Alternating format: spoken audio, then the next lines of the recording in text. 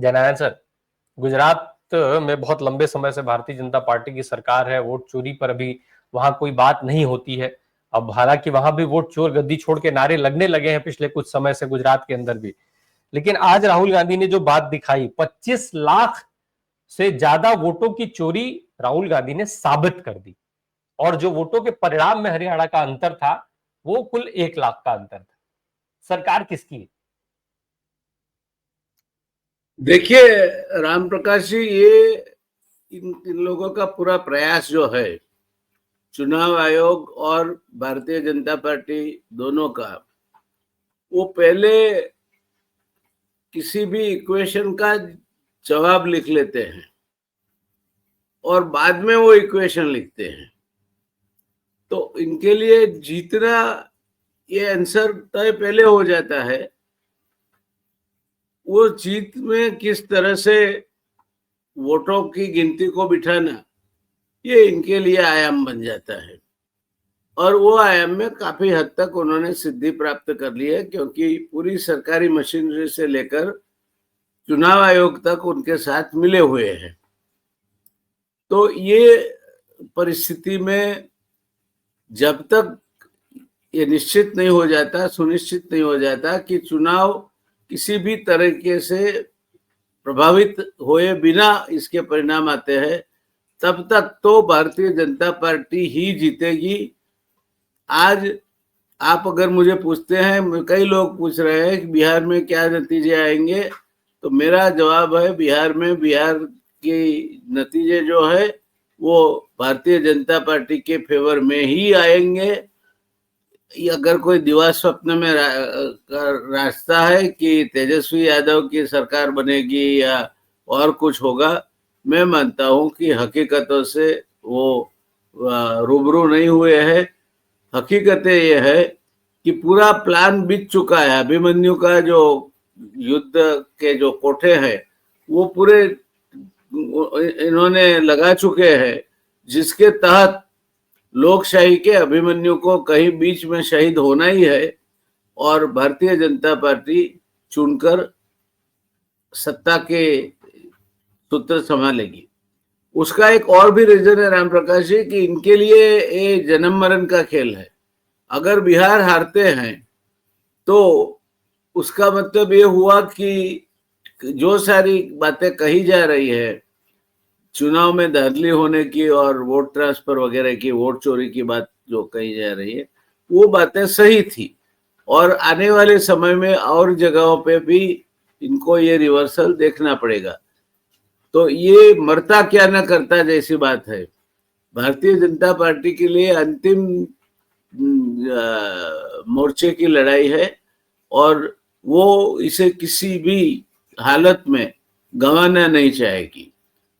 तो ये दोनों मुद्दे अगर आप मद्देनजर रखते हो तो मैं मानता हूं कि नतीजे, आप चाहे कुछ भी हम चर्चा कर लें, चर्चा करने से आनंद मिलता है, बौद्धिक व्यायाम भी मिलता है, मगर ये बौद्धिक व्यायाम और आनंद से आगे, इसके बाद डर के आगे जीत भी है और वो जीत बीजेपी की है, ऐसा दिख रहा है। जी जी जननायक सर, अभी ये ठीक है, ये बिहार में सेटअप तो निश्चित तौर पे किया गया है, इसमें कोई दो राय नहीं होनी चाहिए। जिस तरीके से चुनाव दर चुनाव हम स्थितियां देखते आ रहे हैं और खुलासे विपक्ष के सामने आ रहे हैं, ये माना जा सकता है। लेकिन ये जो राहुल गांधी ने टाइमिंग चुनी कि पहले फेज के चुनाव के एक दिन पहले, ठीक एक दिन पहले चुनाव प्रचार कल थमा, कल चुनाव होना है।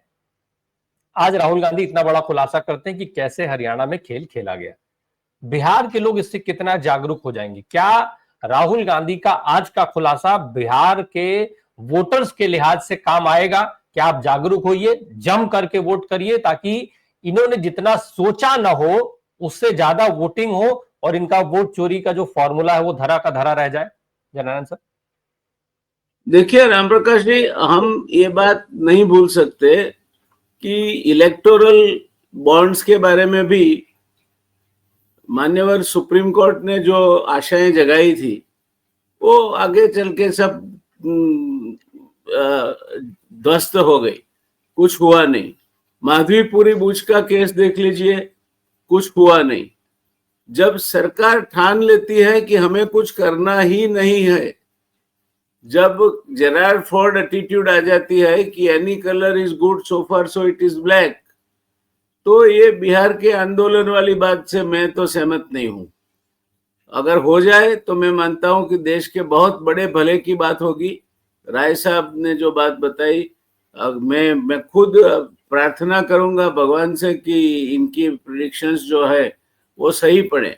मगर ये दस्यु लोग जो हैं वो इस तरह से सुसज्जा है कि उनसे कोई सीधी बात होनी नहीं है और इनके पास हर चीज का तोड़ है। गलत करने वाले हैं और गलत करके जीतने वाले हैं। तो मैं जब परिणाम आ जाए और ये इनके सब जो किले हैं वो ध्वस्त हो जाए तब मानूंगा। और सबसे बड़ा उत्सव वो लोकशाही का होगा, उसका भी मैं आदर करूंगा, मैं खुद नाचूंगा।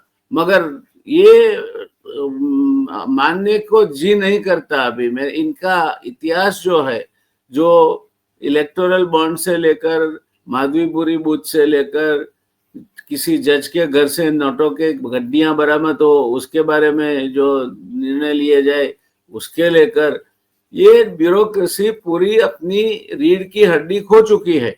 उससे कुछ होना नहीं है।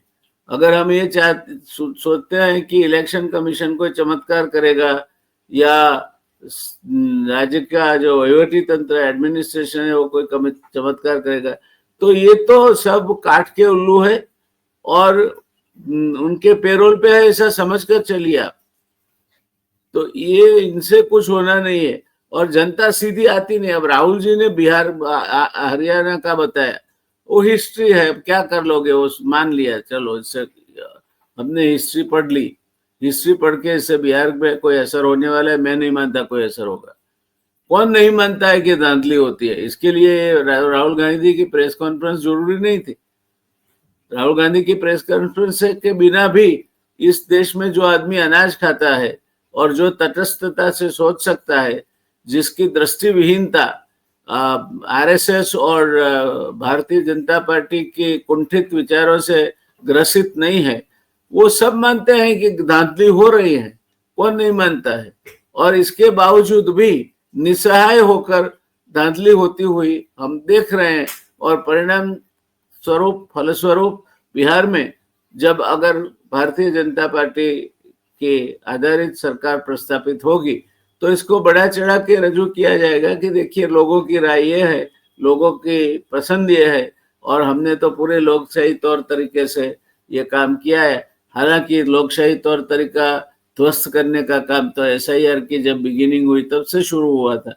आपने वोटर लिस्ट क्यूरेट कर लिया है, आपने वोटर लिस्ट ये ऐसा बना लिया है कि ये वो वोटर लिस्ट में अब और कोई धांधली ना करे। जो भी वोटिंग होगा वो वोटिंग से भी भाजपा वाले ही जीतने वाले हैं। तो अभी वो उसमें कोई गड़बड़ नहीं करेंगे। जो गड़बड़ होनी थी वो हो गई है, क्यूरेटिंग ऑफ वोटर लिस्ट हो चुका है। तो ये राम प्रकाश जी मैं नहीं मानता। मैंने माधवीपुरी बूथ से लेकर इलेक्टोरल बॉन्ड से लेकर सुप्रीम कोर्ट के ये जो रवैया रहा, जो जज के घर से नोटों की गड्डियां बरामद हुई, उसको लेकर और कई किस्सों में जो भी इनका रवैया रहा है, पहले अच्छी अच्छी बातें करते हैं, ये कैसे मोड़ पे ले आते हैं कि हमें आशा बंधे कि नहीं अभी तो सुप्रीम कोर्ट बहुत तीर ताक के मार के तोड़ देने वाली है। होता कुछ नहीं, सब पानी में चला जाता है। फिर आरती हो जाती है, गणपति आरती, और गणपति आरती के बाद सब शांत हो जाता है। तो यही हाल जस्टिस गवाई के ऊपर जूता फेंका गया। जस्टिस गवाई के ऊपर नहीं फेंका गया था, वो कोर्ट के ऊपर फेंका गया था। क्यों उसका कॉग्निजेंस नहीं लिया गया? क्यों फरियादी बनकर सरकार का तंत्र, क्यों उसने पुलिस ने फरियाद नहीं दाखिल की? क्यों जस्टिस गवाई ने माफ कर दिया? जस्टिस गवाई को कौन सा अधिकार होता था माफ करने का?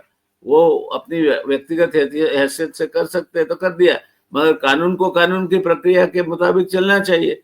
कानून की प्रक्रिया के मुताबिक चलता नहीं है। तो आज जस्टिस सूर्यवंशी हो या गवाई हो या चंद्रचूड़ हो, सुप्रीम कोर्ट ने भी हमें कम निराश तो नहीं किया है। जो अपेक्षाएं, आशा अपेक्षाएं थी देश की सर्वोच्च अदालत से, वो धूमिल हो गई है। तो आज एक दिशा ऐसी नहीं दिख रही है जहां ये लोगों ने एक कोना ऐसा छोड़ा हो जो कोना आज इनके प्रभाव से ग्रस्त नहीं हो, और हर कोना अगर प्रभाव से ग्रस्त है, मैं खुद ये मानता हूं कि ये चुनाव का परिणाम तो लिखा जा चुका है, जन्मपत्री बन चुकी है कि बिहार में भारतीय जनता पार्टी का शासन आना है। अगर नहीं आए तो एक्सेप्शन प्रूव्स द रूल वाली बात पे हम बहस करेंगे, मगर मैं नहीं मानता कि ऐसा होगा, क्योंकि भारतीय जनता पार्टी के लिए अस्तित्व का सवाल है। अगर बिहार टूटा तो भारतीय जनता पार्टी ने जो भी गफले किए हैं, जो भी उन्होंने अपने आप को कहीं ना कहीं वो बना के रखे हैं, वो सब बाहर आएगा। तो मैं मानता हूं कि ये नहीं होना है। बिहार में भारतीय जनता पार्टी की ही जीत होगी। और ये अभी ये प्रेस कॉन्फ्रेंस करने का मेरे ख्याल से कोई मतलब नहीं है। हरियाणा में क्या हुआ, इतिहास पढ़ाने का भविष्य के लिए क्या मतलब? आप 15 दिन बाद भी पढ़ा सकते हैं।